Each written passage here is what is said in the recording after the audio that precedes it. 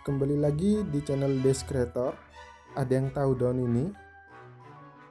Daun ini adalah daun kemangi.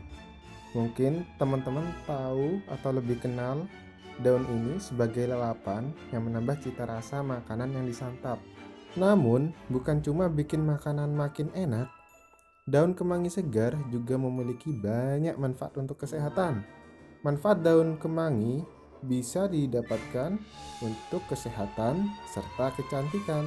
Tentunya, khasiat yang dimiliki daun kemangi ini tidak terlepas dari berbagai nutrisi dan kandungan yang dimilikinya. Daun hijau ini akan sangat baik digunakan secara teratur.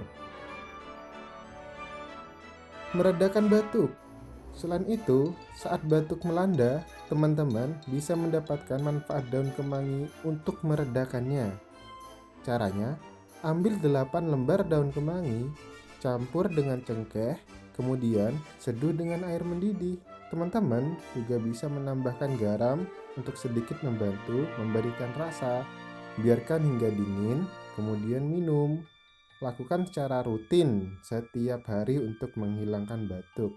Memang bahan-bahan herbal efeknya tidak cepat, tapi sangat bermanfaat tanpa efek samping, walaupun hasilnya yang diberikan terasa lebih lama.